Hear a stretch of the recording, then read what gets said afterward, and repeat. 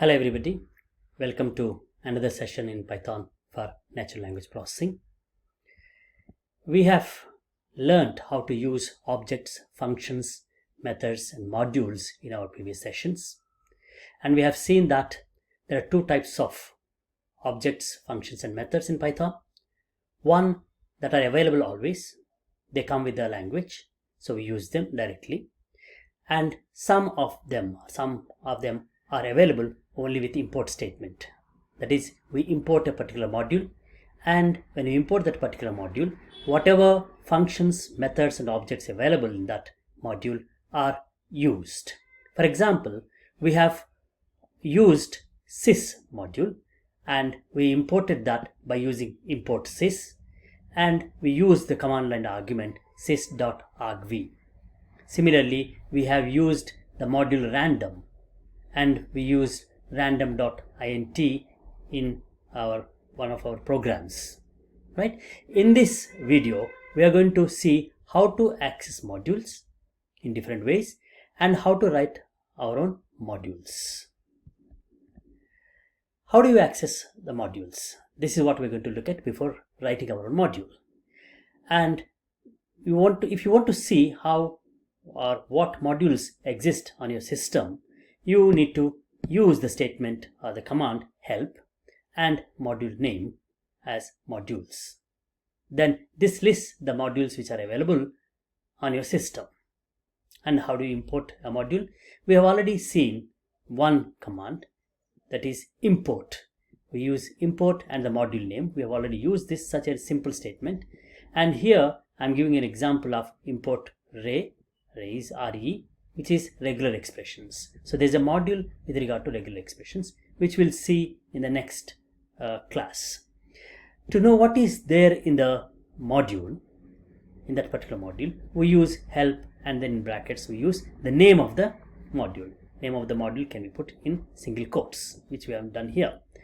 And then not only this way, we also import a module, and we can import a particular element or a specific element in that module.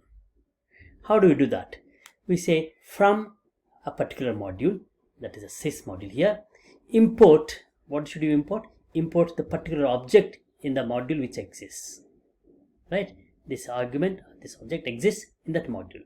So we are importing only this. That means we are not importing other functions, methods or objects in this sys module. We are importing only one element, and that element can be printed, right? Similarly, instead of importing only one single element, we can import more than one element. That is, we can import all the elements, whatever is there in the module. That is, everything in the module can be imported. How do we do that? We use from sys import, and then instead of arg we use an asterisk mark, use a star. That will import all the functions, methods available in the module. But that's not a good way to do that, because there may be unintended names clash, right? The names may clash, one name with the other, because that may be unintended. So in order to avoid that, it's better not to import everything together. It's better to import whatever we need. Okay, then import a module with a name. We can import the module. Module has already got a name, but sometimes the name may be very long, complex.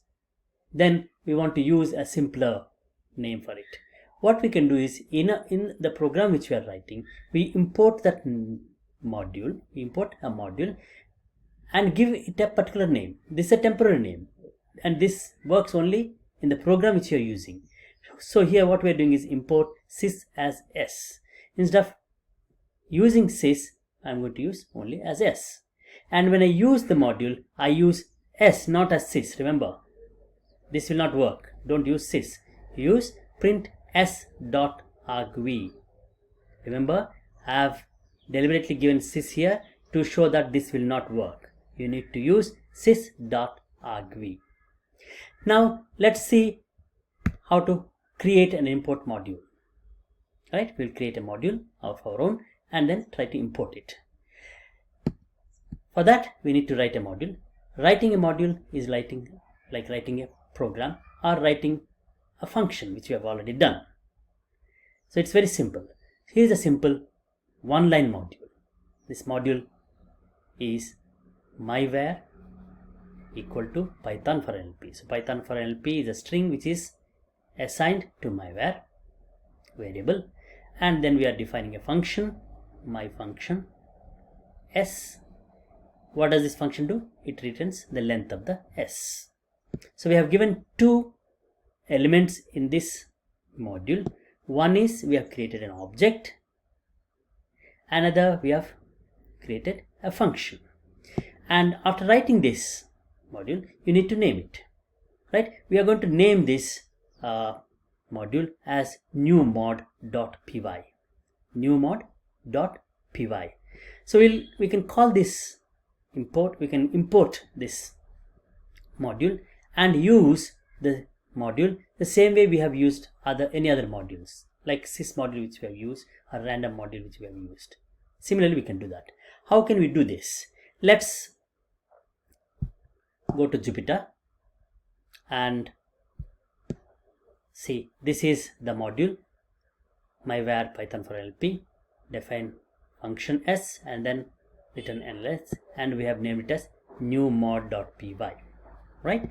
And now we are importing the module. Import newmod and print newmod.my variable. This is the object from the module, and we are trying to print it. What was given as myvar? Python for NLP as a string, and then we are going to invoke the function. How are we going to invoke the function now? Newmod.myfunc is the function, and what do we in the function? We need a string. What string we are giving? We are giving the same string which is already given in the module, that is myvar. So newmod.myvar, or we can even give our own string, right? It doesn't matter. But what we are doing is we are invoking both the object and the function in this line. So let's see how it works. Look at this. It has given the output. The first one is the string which we have assigned to myvar variable, and the second one is the function. What did the function do? The function calculated the length of the string. The string, what is the string? The string is my variable, that is Python for NLP. So it has given the output of both the object and the function which we have defined it in the module. Would you like to take a look at the module again? Yes, this is the module here. Myvar, this is the object, this is the string which we have assigned to the myvar, and that's being printed here. And we have defined a function here. We said myfunc s. What is s? S, we are saying newmod.myvar, that is nothing but Python for NLP. So it calculates the length of the s and it returned it as 14, right? Okay, so here we invoked the variable and the function separately. Instead, what we'll do is we'll import everything from the module, the module which we have written, which is newmod. So look at this. From newmod, import star. Remember I told you that we can import everything from the module by using an asterisk. Here is an asterisk we have used. That is, we are importing everything. That is, what is everything in the module? In the module, there is a variable, that is the object, and there is a function. So both of them are imported here. And now we'll print the my variable, right? And then we'll also print the function return, whatever the function returns. Okay, let's see how. Look at this. The output is the same. We are not writing here like what we did, newmod.myvar. We are just writing myvar. Why? We have imported everything from the module, from the newmod. And similarly, we are not writing newmod.myfunc, newmod.myvar. We are not giving the module name because we have imported everything from the module, so that the function is also imported. So we just write myfunc and then myvar, which gives the output. We have already seen that new module can be renamed for a temporary purposes in the program. We can do that. So here is a program where we are importing the module with as n. N is the short name which I have given for new mod, the module. And we invoke the function now, print n.myvar. We are not using new mod here, we are using n, because that's the temporary name which we have given for in this program, and we are using only that name. So it is n.myvar, and similarly print n.myfunc and n.myvar. Right, now see how this works. Gives the same output. So we have created a module, we have imported that module in 3 different ways. We just imported the module, but we had to use the module name. Everywhere, whenever we used an object from the module or a function from the module, or we import everything from the module, and then we don't need to use the module name. Everywhere we can just use the objects directly, functions directly. Then we can also import a module using a short name, so that we use the short name or abbreviation with our with the objects and functions which we have taken from the module. Now let's go back to where we left. See, we have created a module and we have imported a module. Next is a very important aspect of programming. A good programmer has certain habits.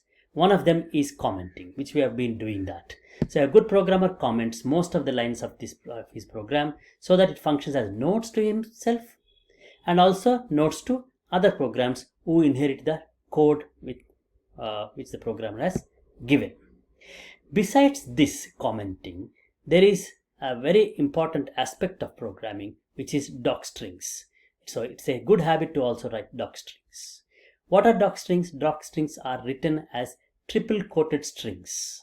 Remember, we learned that strings can be used in triple quotes. When you use triple quotes, you can have multiple lines in the quote, right? When you use single quote or double quotes, it's only one line quote. But when you have multiple line quotes, we use triple quoted strings. So that's what we're going to use for docstrings, triple quoted strings immediately after the def line, right? Define function. After the def line, we use triple quoted string. That is our docstring. What does a docstring do?